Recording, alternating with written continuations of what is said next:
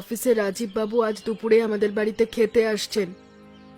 সে কি মা, এত হুট করে এখন এত কম সময় কি রান্না করব বলুন তো? আমারও তো মাথায় কিছু আসছে না, হাত পা কাঁপছে রীতিমতো। কি করা যায় বলো তো এখন? উনি নাকি অর্জুনের ভবিষ্যতের জন্য খুব গুরুত্বপূর্ণ একজন মানুষ। মা, আমাকে একটা সুযোগ দেবেন? আমি আজ একটা নতুন পদ রাখতে চাই। চাউমিন। শহরে থাকতে প্রায়ই বানাতাম, সবার খুব পছন্দ এটা। চাউমিন? সে আবার কি বাপু? এই নাম তো জীবনে শুনিনি কখনো। আমাদের গ্রামের মানুষের মুখে তো এসব সহজে রোচে না।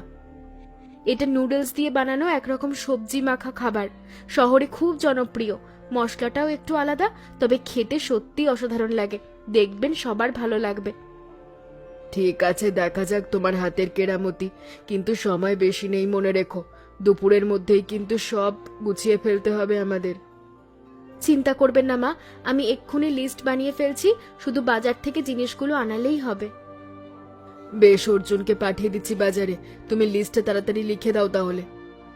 নুডলস, সোয়া সস, ভিনেগার আর কিছু সবজি লাগবে। বেশি কিছু না, সহজেই হয়ে যাবে। ঠিক আছে, আমি এক্ষুনি ওকে পাঠিয়ে দিচ্ছি। তুমি ততক্ষণে বাকি প্রস্তুতি সেরে ফেলো। রান্নাঘরটা একটু গুছিয়ে নাও। ঠিক আছে মা, আমি এক্ষুনি লেগে পড়ছি। দেখবেন আজ সবাইকে চমকে দেবো আমি রান্না দিয়ে। তোমার আত্মবিশ্বাস থেকে ভালো লাগছে বৌমা।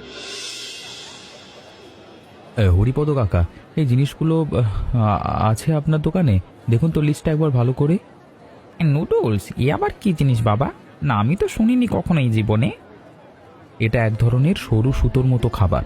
রান্না করলে সেমাইয়ের মতো দেখতে হয়। সয়া সস আর ভিনিগারও লাগবে সাথে আমার। ও বাবা, তাহলে তো আমার দোকানে এসব নেই। শহরের বড় বাজারের ওই বিদেশি জিনিসের দোকানে খোঁজ করো গিয়ে, ওখানে পেলেও পেতে পারো তুমি। ঠিক আছে কাকা, তাহলে ওদিকেই যাই আমি। সবজিটা আপনার এখান থেকে নিয়ে নিই, তবে বাকিটা ওখানে খুঁজবো। নিয়ে নাও বাবা, টাটকা বেগুন আর গাজর আছে আজকে। দাম নিয়ে চিন্তা করো না, তোমাদের বাড়ির জন্য একটু কমই রাখবো আমি। রে অর্জুন, এইদিকে কি খুঁজছিস এত মন দিয়ে? মুখ দেখে তো মনে হচ্ছে জরুরি কিছু একটা। নুডলস খুঁজছি কাকা। তৃষ্ণা আর চাউমিন, হ্যাঁ চাউমিন রাঁধবে আজকে। বিশেষ অতিথি আসছে আমাদের বাড়িতে দুপুরে। চাউমিন? এ আবার কোন গাছের ফল রে বাবা? নাম শুনি তো মাথা ঘুরে যাচ্ছে আমার। কাকা, এটা ফল না, রান্না করা খাবার। ওই যে ওপাশে বিদেশি জিনিসপত্রের দোকান আছে, ওখানেই পাওয়া যাবে হয়তো। আচ্ছা চল, আমিও একটু দেখে আসি তোর সাথে। ভারী কৌতূহল হচ্ছে আমার মনে এখন। যাক, পেয়ে গেছি। এই তো নুডলস। আর ওই কালো বোতলটাই সয়া সস মনে হচ্ছে। দুটোই নিয়ে নিই তাহলে। এই সাদা সাদা জিনিস দিয়ে নাকি মজার খাবার হয় শুনলাম। আমারও একদিন চেখে দেখতে হবে তো এইসব। নিশ্চয়ই কাকা, আজকে বিকেলে বাড়িতে আসুন। তৃষ্ণা আপনাদের জন্য এক বাটি রেখে দেবে, ঠিক আছে? ঠিক আছে রে বাবা, বিকেলে দেখা হবে তাহলে।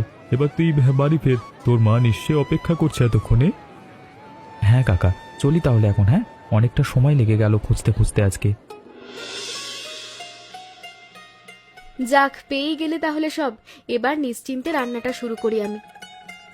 দেখি তো কেমন হয় তোমার এই বিদেশি রান্না।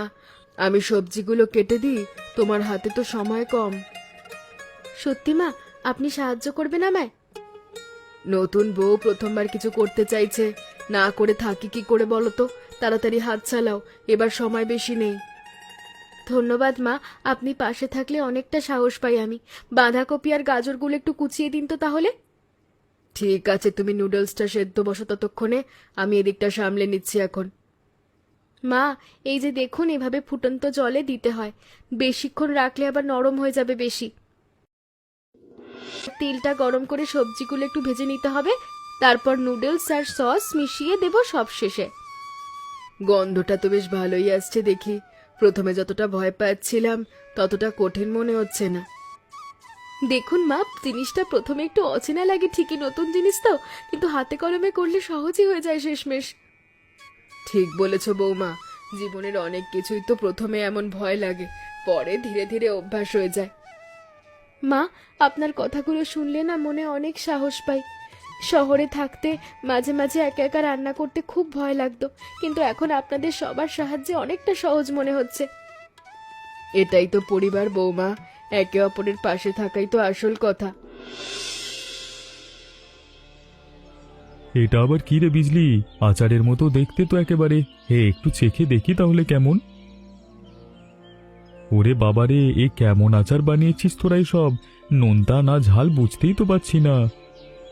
কাকা, ও তো সয়া সস, রান্নায় অল্প অল্প করে দিতে হয়, ওভাবে সরাসরি খাবার জিনিস না গো ওটা। তোরা যে কি সব খাবার বানাচ্ছিস বুঝতেই পারছি না বাবু। জল দে তো একটু জলদি। পরের বার কিছু খাওয়ার আগে অন্তত একবার জিজ্ঞাসা করে নেবেন কি জিনিস।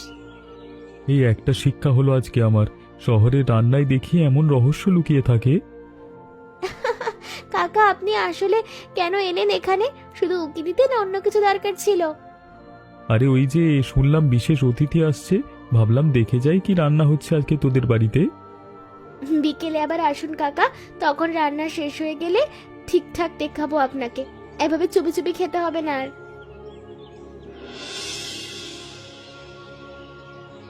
শুনলাম আজ তোমাদের বাড়িতে বিশেষ মেহমান আসছে, আর বৌমা নাকি একেবারে বিদেশি রান্না চাপিয়েছে চুলায়। হ্যাঁ কাকিমা, একটু নতুন চেষ্টা করছি আজ, দেখা যাক শেষমেশ কেমন হয়। বেশ তো, নতুন চেষ্টা ভালো জিনিস।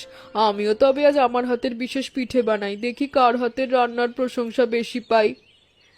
আপনার পিঠে তো এমনিতেই পুরো গ্রামে বিখ্যাত কাকিমা, আমার তো এখানেই পরীক্ষা বাকি রয়ে গেছে। আরে না না, তুমিও কম যাও নাকি বৌমা? শুনেছি শহরের অনেক রান্নাই তুমি জানো, একদিন আমাকেও শিখিও তো নতুন পদ।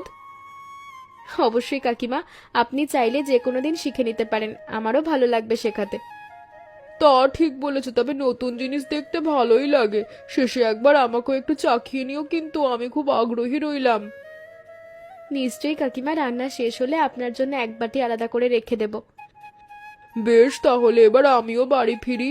আমার হাতের অনেক কাজ বাকি আজকে, রাজীব বাবু আসার আগেই সব গুছিয়ে ফেলতে হবে দুজনে।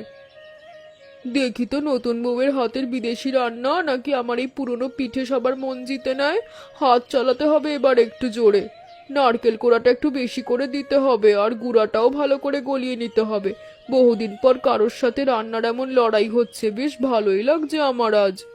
তবে যাই বলি, বৌমার সাহস বেশ ভালো লেগেছে। নতুন গ্রামে এসে প্রথম রান্নাতেই এমন সাহস দেখানো সহজ কথা নয়। মা, আপনি নিজে হাতে লাগিয়ে দিচ্ছেন এভাবে, আমি একাই তো সামলে নিতে পারতাম। বৌমার প্রথম চেষ্টা এভাবে নষ্ট হতে দেব নাকি? তাড়াতাড়ি হাত চালাও, সময় বেশি নেই আমাদের হাতে। বাঁচালেন আজ মা, না হলে এত পরিশ্রম আজকে সব বৃথা হতো বৃষ্টিতে। চিন্তা করো না, এই বাড়িতে সবাই একসাথে থাকলে যে কোনো বিপদ আমরা সামলে নেব একসাথে। বৃষ্টিটা একটু কমুক, তারপর বাকি কাজ শেষ করব আমরা। হ্যাঁ মা, চলুন, বৃষ্টি একটু ধরলে আবার শুরু করব রান্নাটা। দেখো তো, বৃষ্টিটা একটু ধরে এসেছে মনে হচ্ছে, আবার শুরু করা যাক কাজটা। যাক, বাঁচা গেল। চলুন তবে আবার লেগে পড়ি, হাতে কিন্তু সময় কম আছে এখন। হ্যাঁ, এবার আর দেরি নয়, তুমি রান্নাটা শেষ করো, আমি বাকি জিনিসপত্র গুছিয়ে রাখছি এদিকে। দাদা, এই রাজীব বাবু আসলে কে গো? তোমার সাথে পরিচয়টা কিভাবে হলো প্রথমে? অফিসের একটা বড় প্রজেক্টে সাহায্য করেছিলেন উনি। শুনেছি ছোটবেলায় নাকি এই গ্রামেই থাকতেন, পরে শহরে চলে যান কাজের খোঁজে। তাই নাকি? তাহলে তো উনি আমাদের গ্রামেরই মানুষ ছিলেন একসময়। বেশ মজার তো এই ব্যাপারটা। হ্যাঁ, উনি নিজেই বলছিলেন সেদিন অফিসে বহুদিন এই গ্রামে আসবার ইচ্ছে ছিল তার, শেষমেশ আজকে সময় করে উঠলেন। দেখো তো বাবার মুখটা কেমন যেন আনমনা হয়ে গেছেন হঠাৎ। নাম শুনে যেন কি একটা ভাবছেন। বাবার তো মাঝে মাঝে এমন হয়, পুরনো কিছু মনে পড়লেই অমন আনমনা হয়ে যায়। ঠিক আছে দাদা, করো, আমি প্লেট আর বাটিগুলো সাজিয়ে ফেলি। হ্যাঁ, রাজীব স্যারের নিশ্চয়ই ভালো লাগবে এসব দেখে। হ্যাঁ, আর দেখো বৌদি, রান্নাটাও যদি এমন সুন্দর হয় তাহলে তো আজকের দিনটা জমে যাবে। সেটাই তো আশা করছি। চলো এবার বাকি কাজগুলো সেরে ফেলি তাড়াতাড়ি, সময় ফুরিয়ে আসছে। দাদা, একটা কথা বলি, আজকের এই দিনটা কেমন যেন একটা অন্যরকম মনে হচ্ছে আমার কাছেও। বাবার মতো আমারও একটা অনুভূতি হচ্ছে। তোমরা মেয়েরা বড্ড বেশি অনুভূতিপ্রবণ।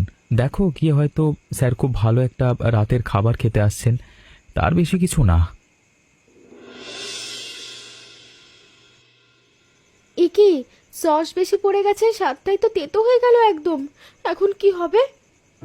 কি হয়েছে বৌমা, এত ঘাবড়ে যাচ্ছ কেন? দেখি তো চেখে জিনিসটা। মনে হচ্ছে সব পরিশ্রম বুঝি বৃথা গেল শেষমেশ, এত চেষ্টা করে করলাম সব। আরে না না, ঘাবড়ানোর কিছু নেই। রান্না এমনই হয় মাঝে মধ্যে। একটু চিনি আর লেবুর রস মিশিয়ে দাও তো, স্বাদটা এক্ষুনি ঠিক হয়ে যাবে। এভাবে হবে কাকিমা? আমি তো কায়দাটা কখনোই জানতাম না। বাহ, এবার একদম নিখুঁত হয়েছে। তোমার হাতের কাজ কিন্তু বেশ ভালো বৌমা, চিন্তার কিচ্ছু নেই। আপনি এসে না পড়লে আজ সত্যি বিপদে পড়তাম কাকিমা, অনেক ধন্যবাদ। ধন্যবাদ দিতে হবে না, আমরা তো একে অপরের পাশেই থাকি সব সময়। এবার সাজিয়ে ফেলো তাড়াতাড়ি, অতিথি চলে আসার সময় হয়ে গেছে প্রায়। হ্যাঁ কাকিমা, আপনি একটু বসুন, আমি এই ফাঁকে বাকি সবকিছু গুছিয়ে ফেলি তাড়াতাড়ি। আমি বরং আমার পিঠেগুলো নিয়ে আসি বাড়ি থেকে, রাজীব বাবুকে একটু চাখাতে হবে সেগুলো। নিশ্চয়ই কাকিমা, তাড়াতাড়ি আসবেন কিন্তু, বেশি দেরি করবেন না। চিন্তা করো না, বেশি সময় লাগবে না আমার। ঘরের সব রাখাই আছে, শুধু নিয়ে আসতে হবে এই যা। ঠিক আছে কাকিমা, আমি এদিকে সাজিয়ে ফেলি, ততক্ষণে আপনি ফিরে এলে একসাথে সব গুছিয়ে ফেলবো আমরা। ঠিক আছে বৌমা, বেশি দেরি করব না। এই তো গেলাম আর এলাম বলতে গেলে। আজকের রাতটা সত্যি মনে রাখার মতন হবে বৌমা। আমার মনটা যেন খুব ভালো লাগছে আজ। বাবা, স্যারের গাড়ি নাকি পথেই বিগড়ে গেছে, মোড়ের কাছে দাঁড়িয়ে আছেন একা এখন। চলো তো অর্জুন, আমরা এগিয়ে গিয়ে দেখি একটা ব্যবস্থা করা যায় কিনা। বসে থেকে তো কোনো লাভ নেই এখন। হ্যাঁ বাবা, চলো এক্ষুনি। রাস্তাটা অন্ধকার হয়ে থাকবে এতক্ষণে নিশ্চয়ই। স্যার, আপনি ঠিক আছেন তো? গাড়ি খারাপ হয়ে গেল হঠাৎ? চিন্তার কিছু নেই, আমাদের বাড়ি তো বেশি দূরে না এখান থেকে। কোনো সমস্যা নেই, আমার তো হাঁটতেই ভালো লাগে। বরং এত বছর পর গ্রামের রাস্তায় হাঁটবার সুযোগ পাচ্ছি, চলো তবে দুজনের সাথে। স্যার চলুন আমাদের সাথে, হেঁটে গেলেও বেশি সময় লাগবে না, গাড়িটা পরে ঠিক করিয়ে নেওয়া যাবে। ঠিক বলেছ, এই গন্ধটা, এই বাতাসটা সব যেন কতদিন পর অনুভব করছি আজকে আবার এই রাস্তায় হেঁটে। তাহলে চলুন স্যার, রাতের এই মাটির রাস্তায় হাঁটবার একটা আলাদা মজা আছে, শহরের পাকা রাস্তায় তো অনুভূতি পাওয়া যায় না। সত্যিই তাই, এতগুলো বছর পর আজকে যেন নিজেকে আবার নতুন করে চিনতে পারছি মাটির গন্ধে। শহরের জীবনে এসব হয়তো ভুলেই যায় মানুষ, কিন্তু গ্রামের এই মাটির টান কখনো পুরোপুরি মুছে যায় না বলেই আমি বিশ্বাস করি।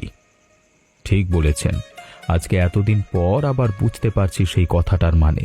ধন্যবাদ আপনাদের দুজনকে, এভাবে এগিয়ে এসে খুঁজে নেওয়ার জন্য আমাকে। আজকের বিশেষ পদ রেডি, আশা করি আপনার ভালো লাগবে সেটা। এত কষ্ট করে রান্না করেছো শুনলাম, না খেয়ে তো লোভ লেগে গেছে আমার এখনই।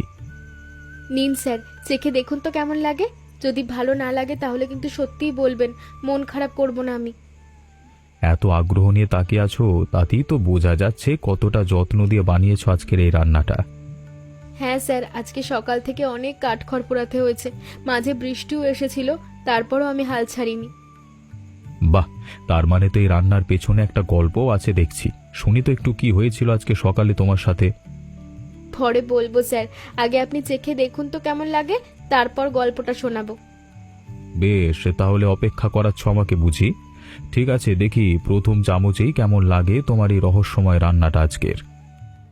নিশ্চয়ই ভালো লাগবে স্যার, অন্তত আমার তো তাই বিশ্বাস। আপনি শুধু একটু ধৈর্য ধরুন, আমি নিজেও উত্তেজনায় আছি।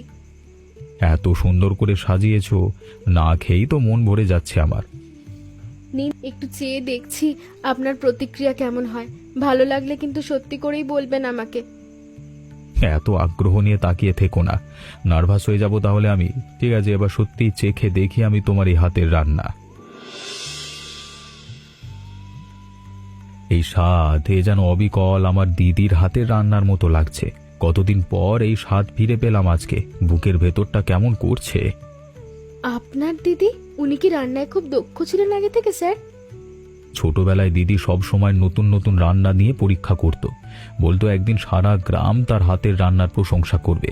তারপর আমি কাজের খোঁজে শহরে চলে যাই, আর কখনো যোগাযোগ রাখতে পারিনি এতগুলো বছর, ঠিকানাও হারিয়ে ফেলি এক সময়।